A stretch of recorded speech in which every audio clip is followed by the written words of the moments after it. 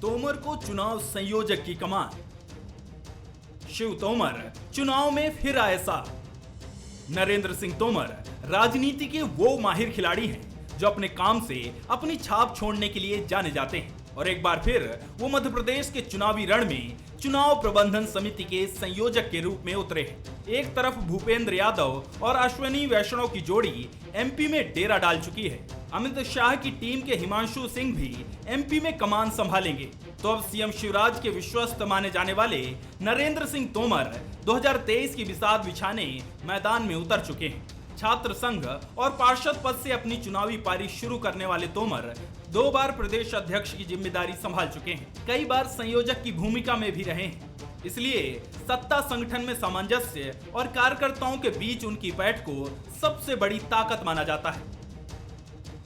नरेंद्र सिंह जी के पास धैर्य, सुनने की सामर्थ्य, चुनाव जीतने का लंबा अनुभव, पार्षद से लेकर आज केंद्रीय मंत्री तक का उनका इतना लंबा अनुभव। उन्होंने कितने चुनाव लड़े और लड़ाए। 2 बार प्रदेश अध्यक्ष जब रहे तो दोनों बार प्रचंड विजय भारतीय जनता पार्टी की हुई।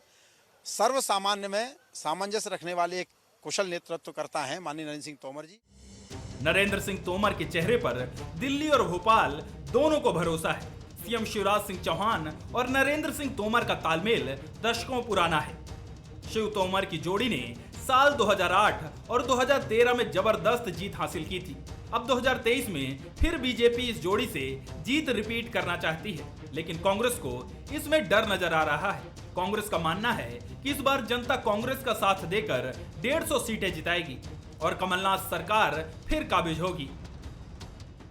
ये जो जितनी गप्पे दे रहे थे ये कि साहब हमारा पन्ना प्रमुख, परिवार प्रमुख और 51% वोट शेयर और दुनिया भर की बातें, ये सब फॉल्स थिंग। और ये केंद्र को ये पता चल गया है कि इन बातों का ज़मीन पर कोई असर नहीं है, कोई मतलब नहीं है और इसलिए वो ये जमावट कर रहे हैं। लेकिन ये जमावट किसी काम की इसलिए नहीं है कि नरेंद्र सिंह तोमर जी जो है इस प्रदेश से लगभग जो है 7-8 साल से डिस्कनेक्ट हैं, तो कांग्रेस को कोई बहुत चुनौती नहीं है। कुशल राजनेता और रणनीतिकार नरेंद्र सिंह तोमर के संयोजक बनने से बीजेपी को बढ़त है, तो कई चुनौतियां भी। 2018 चुनाव में ग्वालियर चंबल का इलाका बीजेपी के लिए उतना फायदेमंद साबित नहीं हुआ था, लेकिन तोमर के स्थानीय होने से और ज्योतिरादित्य सिंधिया के भी बीजेपी में आने से अब नई मजबूती जरूर मिली है।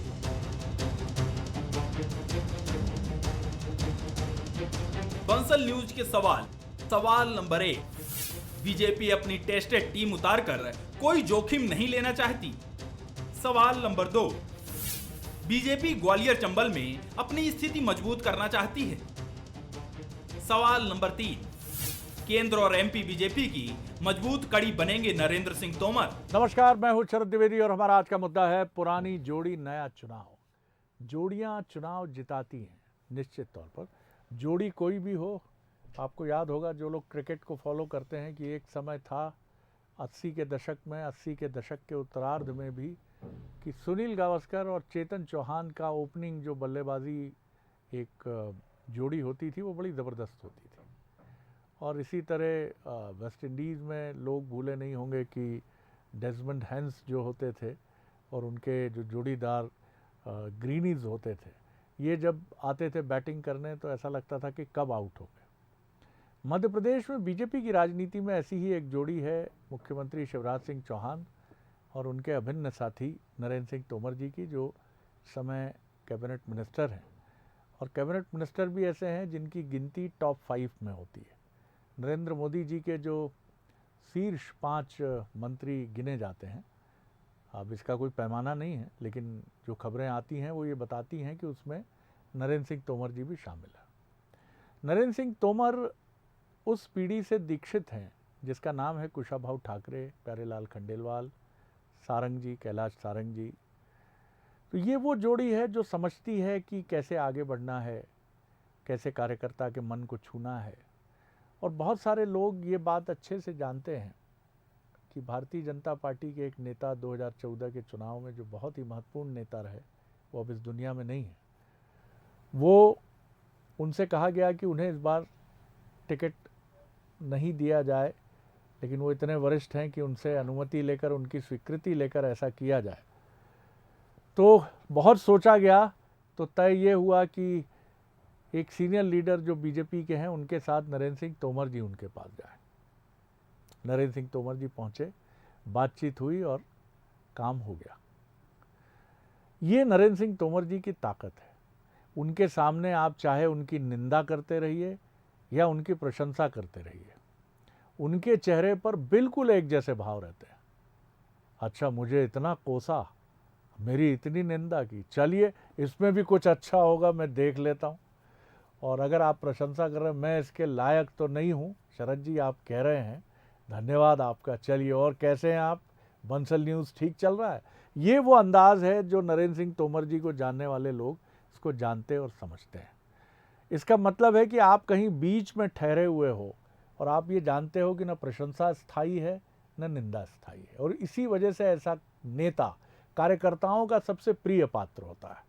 और चुनाव के ठीक पहले अगर गणेश रूपी कार्यकर्ता को किसी भी दल ने अच्छे से मना लिया तो फिर तो ये समझिए कि सारा चुनाव रूपी कार्य निर्विघ्न संपन्न होगा। आज इसी पर बात करेंगे। जो मेहमान हमारे साथ हैं उनसे मिलिए। कांग्रेस के वरिष्ठ नेता प्रताप भानु शर्मा जी हैं हमारे साथ, पूर्व सांसद हैं, बहुत स्वागत करता हूं सर। गोविंद मालू जी हैं, बीजेपी के सीनियर लीडर हैं और भारतीय जनता पार्टी की उस पीढ़ी के नेता हैं जिन्होंने ठाकरे जी को देखा है और शिवराज जी के उत्कर्ष के काल के भी वो साक्षी हैं जो अभी तक बदस्तूर चला आ रहा है। उनका बहुत स्वागत है। मनोज सैनी जी हैं, एग्जीक्यूटिव एडिटर, उनका बहुत स्वागत है। मनोज, पहली टिप्पणी आपकी, फिर मैं राजनीतिक मेहमानों की तरफ चलूँगा। बिल्कुल सर जी, आज नरेंद्र सिंह तोमर भोपाल पहुंच भी गए, सुबह सुबह आ भी गए थे और उन्होंने कार्यालय में तो अपना काम शुरू नहीं किया, लेकिन उनके आमद या उनकी धमक या उनके काम करने का तरीका नज़र आ रहा था भारतीय जनता पार्टी के दफ्तर में। भूपेंद्र यादव भी पहुंचे हुए हैं, अभी थोड़ी देर पहले ही भूपेंद्र यादव, अश्विनी वैष्णव समझ रहे थे, एक एक जगह जाकर जायजा निरीक्षण जिसे कहते हैं वो कर रहे थे और देख रहे थे कि आखिर मध्य प्रदेश की तैयारी क्या। आईटी सेल के बहुत मास्टर माने जाते हैं अश्विनी वैष्णव, तो आईटी सेल के दफ्तर भी गए। ओवरऑल हम ये कह सकते हैं कि नरेंद्र सिंह तोमर, जिनके पास एक लंबा अनुभव, जिसका जिक्र आप कर रहे थे, 2 बार के अध्यक्ष, पिछली बार चुनाव अभियान समिति के उनको चेयरपर्सन बनाया गया, इस बार अब हम देख रहे हैं कि प्रबंध कमेटी, ये बहुत बड़ा जिम्मा है और इस जिम्मे के कारण अब ये हो जाएगा कि जो बातें जहां तहां से चलती थी, एक तो उन सब पर विराम लग गया, दूसरा ये समझ आ गया कि भारतीय जनता पार्टी में अब एक ही बात चलेगी कि 2023 का चुनाव जीतना। और इसीलिए मुझे लगता है इतना विश्वास। और सबसे पहले बंसल न्यूज़ तो लगातार बीते 15 दिनों से ये कह रहा था कि बड़ी जिम्मेदारी नरेंद्र सिंह तोमर जी को मिलने वाली। उस दिन भी अमित शाह जब बैठक ले रहे थे तो बार बार उनके नाम का जिक्र किया गया था, तो घोषणा होना था। आज विधिवत घोषणा भी हो गई और अब भारतीय जनता पार्टी पूरी तरह चुनावी मोड पर है। आज 4 बैठकें हुई है अलग अलग तरह की, जिसमें चाहे संस्कृति की जो कमेटी बनाई गई उसकी बात करें, मीडिया या सोशल मीडिया की जो कमेटी बनाई गई उसकी बात करें, और सबसे अश्विनी वैष्णव, भूपेंद्र यादव ने अलग अलग बातें की है। तो पूरी तरह केंद्र की जो कमेटी है उसके हाथ में चुनाव, और शिवराज और नरेंद्र सिंह तोमर की वही पुरानी जोड़ी। लेकिन भारतीय जनता पार्टी ने जैसे ही नरेंद्र सिंह तोमर को बनाया है तो कांग्रेस ने भी अपनी तैयारियां शुरू कर दी दूसरे तरीके। प्रताप भानु जी, कोई भी नेता जो ठहरा हुआ होता है या कोई भी व्यक्ति भी क्यों ना हो, जिसके चेहरे पर निराशा नहीं होती, जिसके चेहरे पर अतिरिक्त उत्साह भी नहीं छलक रहा होता है, जो कार्यकर्ता को बहुत समझ के अच्छे से पहले घर में पूछता, बाबूजी कुशल हैं, कैसे 80 तो हो गए होंगे, 80 नहीं सर अब तो 85 हैं, अरे और अम्मा वो तो बीते साल गुजर गई, अरे वो बताया नहीं तुमने, कहाँ थे तुम। ये एक कनेक्ट होता है जो कार्यकर्ता को लाखों रुपए की राशि या किसी टिकट से भी बढ़कर होता है कि उसका प्रिय वरिष्ठ नेता उसके घर की भी परिस्थितियों पर पूरी नज़र रखता है और परिचित है। आपके यहाँ भी ऐसे नेता हैं, पहले भी थे, आगे भी रहे, इसके लिए शुभकामनाएं। लेकिन बीजेपी में ज़रूर एक ऐसे नेता की आवश्यकता इसलिए महसूस की जा रही थी क्योंकि संगठन में जो अब की पीढ़ी काम कर रही है वो चौथी पीढ़ी है। ऐसा नहीं है कि वो बीजेपी की रीति नीति समझती नहीं है, चाहे हितानंद जी की बात करें या वीडी शर्मा जी की, लेकिन बीजेपी में वरिष्ठ कार्यकर्ताओं का एक समूह है जो 60 पार है, 70 पार है और 40 और 50 का भी है। 40-50 का समूह वर्तमान नेतृत्व संगठनात्मक के साथ सहज हो सकता है, 60-70 वाला नरेंद्र जी के साथ सहज होगा। बहरहाल ये आपकी पार्टी का विषय नहीं, फिर भी टिप्पणी अपेक्षित जी। देखिए शरद जी, पिछले 10-15 दिन से जिसका जिक्र किया सैनी जी ने, जो एक्सरसाइज भाजपा में चल रही थी, लगातार गृह मंत्री जी का आना और मीटिंग लेना, कहीं 13 सदस्यों की कमेटी बनाना, 9 सदस्यों की प्रबंधन कमेटी बनाना, ये देखने से लग रहा है कि पूरा मध्य प्रदेश के ऊपर और यहाँ के नेतृत्व से, चाहे शिवराज हो, चाहे महाराज हो, चाहे वीडी शर्मा हो, केंद्रीय नेतृत्व का विश्वास उठ गया है और वो किंग कर्तव्य विमूढ़ हैं। वो हैरान परेशान हैं और इसकी इतनी एंटी इनकम्बेंसी मध्य प्रदेश में हो गई है, इतने मुद्दे तैयार हो गए हैं, हर समाज में असंतोष है, महंगाई है, किसानों में परेशानी है, अब बेरोजगारी है नौजवानों में, माने कितने मुद्दे हैं। देखिए तो भ्रष्टाचार चरम सीमा पर, प्रशासन में भ्रष्टाचार, प्रोजेक्ट में भ्रष्टाचार, जिलों से रिपोर्ट आने लगी, कितने लोग पकड़ में आ रहे हैं। तो इसके अलावा कोई चारा रह नहीं गया था कि एक ऐसी प्रबंधन कमेटी बना दें जिसके अधीनस्थ सब हो जाएं और नरेंद्र सिंह तोमर को एक वरिष्ठ नेता और मध्य प्रदेश का एक वाकिफ नेता होने के नाते ये जिम्मेदारी दी है। परंतु मैं देखा कि नरेंद्र सिंह तोमर स्वयं किसानों की समस्या हल करने में फेल हो गए, उनको समर्थन मूल्य नहीं दिला पाए। जो सुझाव उन्होंने किसानों के बीच में मध्यस्थता करके पिछले साल दिल्ली में निकाले थे, एक भी बात भारत सरकार में कृषि मंत्री के रूप में उनकी बात नहीं मानी गई नरेंद्र मोदी द्वारा। अब पता नहीं मध्य प्रदेश के किसानों को क्या करेंगे, भाजपा को क्या लाभ करेंगे, या एक जो मध्य प्रदेश के पोलिंग मैनेजमेंट को, चुनावी मैनेजमेंट को जो टेक ओवर भारत सरकार ने या ये कहें कि भारतीय जनता पार्टी के केंद्रीय नेतृत्व में कर लिया है, उसमें क्या भूमिका होगी आने वाले समय में ही मालूम पड़ेगा। परंतु इतनी खराब स्थिति मध्य प्रदेश में हो गई है, मुझे लगता नहीं कि नरेंद्र सिंह तोमर कुछ कर पाएंगे। आपके यहाँ तो सब दुरुस्त है, आप कह रहे हैं बीजेपी में सब गड़बड़ है, आपके यहाँ ठीक ठाक है, सब बढ़िया? हमारे यहाँ तो ठीक चल ही रहा है, हमें खोने को क्या है, पाने के लिए ही है। वाह, बड़ा दार्शनिक उत्तर दिया आपने। जी दार्शनिक नहीं, काम कर रहे हैं हम, तो देख रहे हैं कि जनता में जो नाराजगी है, देखिए टमाटर कहाँ पहुंच रहा है, हरी मिर्च कहाँ पहुंच रही है, नींबू कहाँ पहुंच रहा है, प्याज कहाँ पहुंच रहा है। देखो तो अब सब्जियां 200 रुपए किलो टमाटर, तो सब्जी के सहारे ही तो नहीं जीत सकते डीजल से भी महंगा, खाने का तेल जी, देखिए दाल, दूध 35 रुपए लीटर मिलता था कांग्रेस के जमाने में, 9 साल में हो गया बीजेपी बड़ी लीटर बाजीगर पार्टी मानी जाती है, हो सकता है 5 रुपए किलो मिलने लगे नवंबर में टमाटर। मालू जी कुछ सांत्वना देंगे तो सुनेंगे उनकी। चलिए मालू जी, आपका इंतजार है जी। शरद जी, पहले तो ये मैं बता दूं कि भारतीय जनता पार्टी की संगठन की कार्यप्रणाली और हमारा जो प्रबंधन की रणनीति होती है, वो अगर वर्षों से लोग जानते हैं तो उन्हें कोई आश्चर्य नहीं होना चाहिए कि हमारे यहाँ इस तरह की व्यवस्थाएं होती हैं। आपने भी कई चुनाव भारतीय जनता पार्टी के वर्तमान इस एरा के देखे हैं, तो आपने भी देखा होगा कि चाहे 2003 का चुनाव हो, चाहे 98 का चुनाव हो, 1998 के चुनाव में माननीय नरेंद्र मोदी जी मध्य प्रदेश के प्रभारी थे, उन्होंने कैंप किया था यहाँ। 2003 में अरुण जेटली जी ने लगातार यहीं कैंप किया, पूरी टीम आई थी दिल्ली से अलग अलग प्रबंधन का जिम्मा संभालने, लेकिन उसके बावजूद अनिल दवे जी जो दिवंगत हो गए, उनके चुनाव प्रबंधन की जवाबदारी उनके पास थी। लगातार चुनाव प्रबंधन, प्रदेश अध्यक्ष, मुख्यमंत्री, ये सब अलग अलग इकाइयों के रूप में हमारे यहाँ काम करते हैं, इसलिए कोई नयापन नहीं है। और ये जो घबराहट की बात कांग्रेस कर रही है कि इसी घबराहट है, तो यदि हमारे यहाँ घबराहट है तो आपको निश्चिंत होकर सो जाना चाहिए। और ये उन्होंने टेक ओवर कर लिया, देखिए हमने कोई फ्रेंचाइजी नहीं बांटी, जैसी आपके यहाँ फ्रेंचाइजी बढ़ गई, कमलनाथ जी को दे दी, उसकी एक्सपायरी डेट होने वाली है, उसके बाद में नई फ्रेंचाइजी देंगे, उसके अलावा किसी की कोई दखलंदाजी वहाँ नहीं होती। पिछली बार राहुल गांधी आए थे, उन्होंने जो वादे किए थे वो पूरे नहीं कर पाए, तो इस बार प्रियंका जी को टेस्ट करने के लिए भेज दिया जबलपुर में, मैं लड़की हूँ, लड़ सकती हूँ।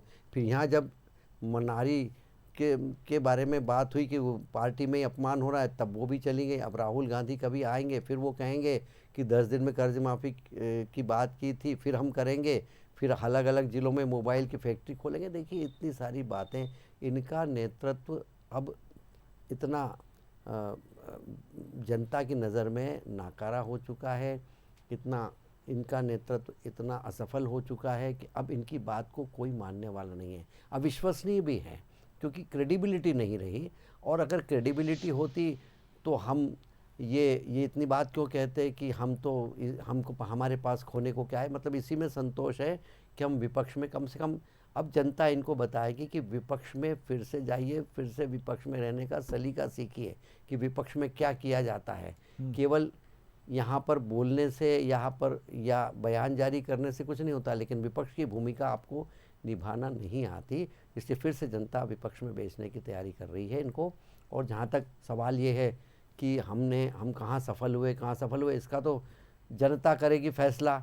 जनादेश जब मिलेगा तो फैसला हो जाएगा कौन किसके। गोविंद जी, लेकिन सुझाने वाले ये भी सुझाते हैं, हॉलीवुड की एक बड़ी चर्चित फिल्म है एक्सपेंडेबल्स, इसमें वो तमाम हॉलीवुड के एक्शन हीरोज़ हैं, श्वेर्जेनेगर, अर्नाल्डो श्वेर्जेनेगर, रॉकी में जिन्होंने धूम मचाई वो, और तमाम नायक हैं।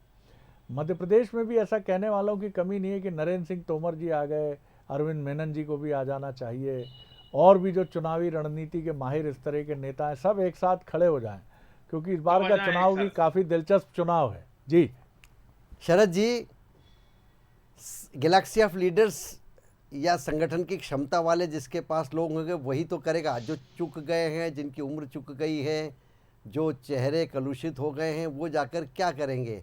ये तो प्रताप भानु जी जानते हैं अच्छी तरह कि उनकी पार्टी की स्थिति बोल नहीं रहे हैं, लेकिन क्या हालात हैं। एक अरुण यादव जी को क्या हालत है, या अजय सिंह राहुल की क्या हालत है, या केवल दिग्विजय सिंह जी उसको पूरी को गाड़ी को खींच रहे हैं पीछे से। उनको क्यों नहीं लाते पर्दे के सामने? पर्दे के पीछे क्यों छुपा रखा है उनको लाना चाहिए, बताना चाहिए हमारा गवर्नेंस का मॉडल रहेगा, इन्होंने 10 साल शासन किया है, हम ऐसा शासन देंगे, आपको कहना चाहिए जी। तो हम देखिए, हमारे पास जो ये नरेंद्र सिंह जी हों या दूसरे उसमें सारे नेता जो चुनाव प्रबंधन समिति में हैं, वो सब हमेशा मिलजुल कर चुनाव लड़ते हैं। अलग अलग तरह से उनको जिम्मा दिया जाता है, अलग अलग लोगों को काम में लगाया जाता है, जिले तक की जिम्मेदारी बड़े नेताओं को दी जाती है। एक क्विक राउंड और रहेगा। मनोज जी, पहला सवाल जो था कि नरेंद्र जी के आने से संवाद की प्रक्रिया मजबूत हो जाएगी जी। वो लोग, क्योंकि हर पार्टी में ऐसे लोगों की संख्या होती है जो अपने को किन्हीं कारणों से, कई बार माफ़ कीजिएगा खुद के अहंकार की वजह से भी किनारे महसूस करते हैं, और उनको ये लगता है कि संवाद की कड़ी तो पार्टी ही शुरू करे, मैं क्यों जाऊं पार्टी के पास, मैंने तो जन्म खपा दिया, मेरे पिताजी भी थे, पिताजी के पिताजी भी थे, ऐसे लोग भी होते हैं। लेकिन नरेंद्र जी एक ऐसे व्यक्तित्व हैं कि जिन पर ये सब भरोसा करते हैं, जिनके लिए आप कह सकते हैं कि दम्भी भी हैं, जिनके लिए आप कह सकते हैं कि रियल मीनिंग में इग्नोर्ड भी हैं, और जिनके भीतर बहुत प्रतिभा है लेकिन प्रतिभा होने के बाद भी मंच नहीं मिलता। तो ये जो तीनों जटिल श्रेणियां हैं, वरिष्ठ कार्यकर्ताओं की, नेताओं की, तीनों के लिए अब एक मंच हो गया है, नाम है नरेंद्र सिंह तोमर।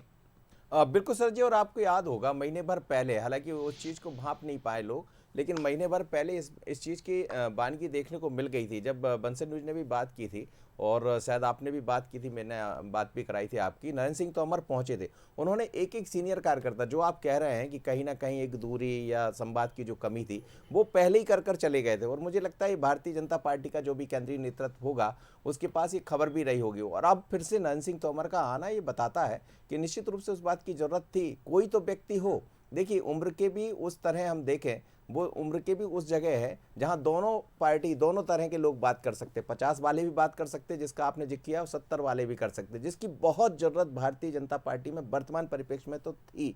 बार बार कार्यकर्ता चिंता कर रहे थे, बात कर रहे थे, तो मुझे लगता बहुत अच्छा निर्णय है। लेकिन ये निर्णय कुछ और भी कह रहा है, आने वाले 1-2 दिन में आपको पता लगेगा। 2 दिन और बैठ के चलना, 15, 16 और 17। प्रताप भानु जी, आपके यहाँ भी ये जो वरिष्ठ नेता हैं ये दायित्व संभाल रहे हैं, और इंदौर के चंद्र प्रभाष जी इसी दायित्व को संभालने वाले एक वरिष्ठ नेता हैं, जो कमलनाथ जी के साथ पूरी कोशिश करते हैं कि संवाद की कड़ी बने रहे। और हम तक भी जो खबरें आती हैं कि हर कार्यकर्ता से वो मिलते हैं, उनकी बात सुनते हैं, और कार्यकर्ता को भी लगता है, लेकिन ऐसे और भी संवाद के पुल होने चाहिए। कांग्रेस की भी तवज्जो होगी ही इस तरफ। नहीं, पूरा ध्यान है कांग्रेस का, हमारे प्रदेश कांग्रेस अध्यक्ष कमलनाथ जी का पूरा ध्यान है, दिग्विजय सिंह जी का पूरा ध्यान है, चाहे वो अरुण यादव हो, चाहे वो जीतू पटवारी हो, चाहे कांतिलाल भूरिया हो, सुरेश पचौरी हो, चाहे चंद्रप्रभाष शेखर हो। आप देख रहे हैं कि सभी अपनी अपनी जिम्मेदारी में लगे हैं, संगठन के काम में लगे हैं, सब जो जवाबदारी उनको दी गई है उसका निर्वहन कर रहे हैं।